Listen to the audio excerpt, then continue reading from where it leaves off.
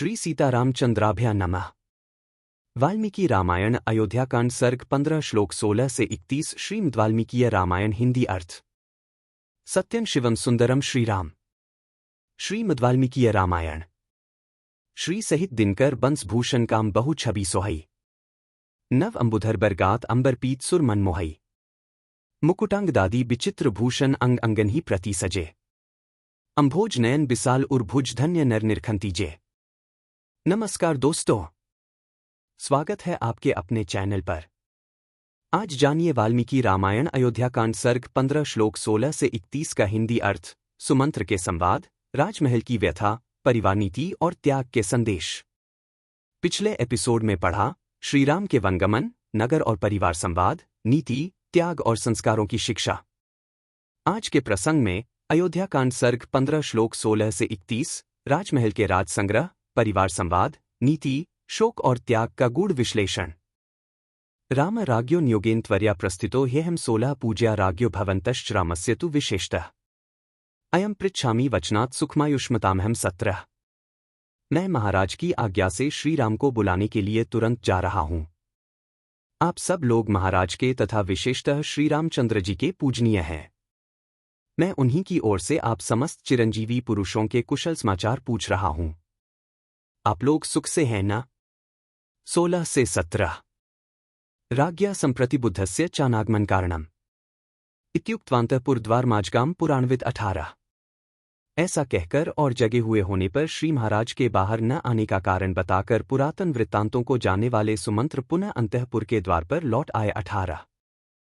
सदा सक्तं च तद्वेश्म सुमंत्रः प्रविवेशः तुष्टावास्य तदा वंशं प्रविश्य स विशांपतया 19। वह राजभवन सुमंत्र के लिए सदा खुला रहता था। उन्होंने भीतर प्रवेश किया और प्रवेश करके महाराज के वंश की स्तुति की। 19। शैन्यम नरेंद्रस्य तदा साध्य व्यतिष्ठत सोत्या साध्य तु तद्वेश्म तिरस्करणिमंतरा 20 आशीर्भिर्गुणयुक्ताभिर्भितुष्टाव राघवम।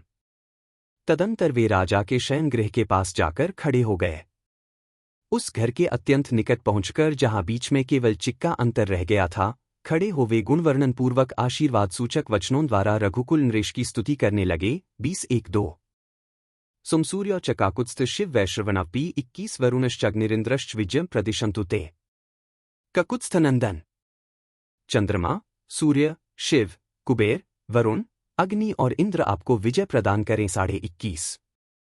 गता भगवती रात्रिरः शिवमुपस्थितम 22 बुद्ध्यस्व राज शार्दूल कुरु कार्यमंतरम। भगवती रात्रि विदा हो गई। अब कल्याण स्वरूप दिन उपस्थित हुआ है। राज सिंह, निद्रा त्याग कर जग जाइए और अब जो कार्य प्राप्त है उसे कीजिए। 22:22। ब्राह्मणा बलमुख्याश्च नैगमाश्चाक्तास्त्वे 23 दर्शन तेभिकांक्षन्ते प्रतिबुद्ध्यस्व राघव। ब्राह्मण, सेना के मुख्य अधिकारी और बड़े बड़े सेठ साहूकार यहां आ गए हैं। वे सब लोग आपका दर्शन चाहते हैं। रघुनंदन, जागिए। 23:23। स्तुवंत तदा सूत सुमंत्रम मंत्र को विदम 24 प्रतिबुद्ध्य ततो राजा इदम वचन ब्रवीत। मंत्रणा करने में कुशल सूत सुमंत्र जब इस प्रकार स्तुति करने लगे, तब राजा ने जागकर उनसे यह बात कही। 24:24। राम माने सुतेति यदस्य विहितो मया 25 किमिदं कारणं येन ममाज्ञा प्रतिवाह्यते न चैव संप्रसुप्तो मान्य हाशु राघवम। 26। सूत, श्री राम को बुला लाओ। यह जो मैंने तुमसे कहा था उसका पालन क्यों नहीं हुआ? ऐसा कौन सा कारण है जिससे मेरी आज्ञा का उल्लंघन किया जा रहा है? मैं सोया नहीं हूं। तुम श्री राम को शीघ्र यहां बुला लाओ। इति राजा दशरथ सूतं तत्रान्वशात् पुनः स राजवचनं श्रुत्वा शिरसा प्रतिपूज्यतं 27 निर्जगाम नृपावासान्मन्यमानः प्रियं महत् प्रपन्नो राजमार्गं च पताकाध्वजशोभितम्। 28।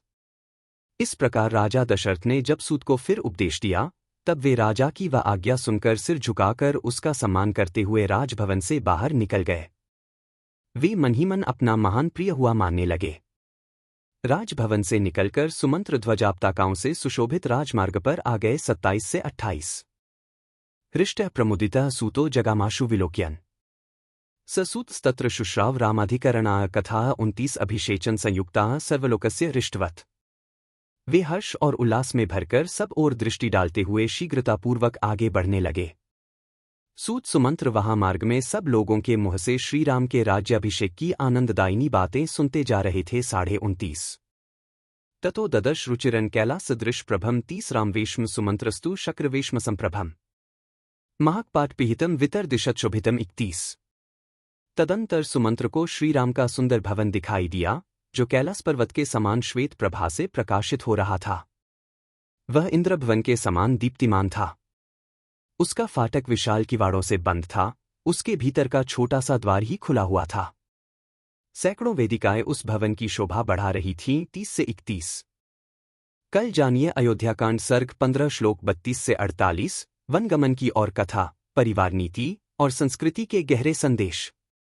अगर वीडियो अच्छा लगे तो लाइक करें, शेयर करें और चैनल को सब्सक्राइब जरूर करें। हर दिन पढ़े वाल्मीकि रामायण की प्रामाणिक हिंदी व्याख्या, नीति, संस्कार, त्याग और परिवार संस्कृति सिर्फ हमारे साथ। धन्यवाद। जय श्री राम। बार बार बर मागो हर्षी देहो श्रीरंग। पद सरोज अनपाइनी भक्ति सदा सत्संग। कथा विसर्जन होत है, सुनो वीर हनुमान। जो जन जंग से आए हैं, सो तंग कर ही पयान। बोलो सियावर रामचंद्र जी की जय। राम भक्त हनुमान जी की जय। उमापति महादेव जी की जय। मंगल भवन अमंगलहारी। द्रवहु सुतसरथ अजिर बिहारी। दीन दयाल बिरिदु संभारी, हरहु नाथ मम संकट भारी। जय सिया राम, जय जय सिया राम।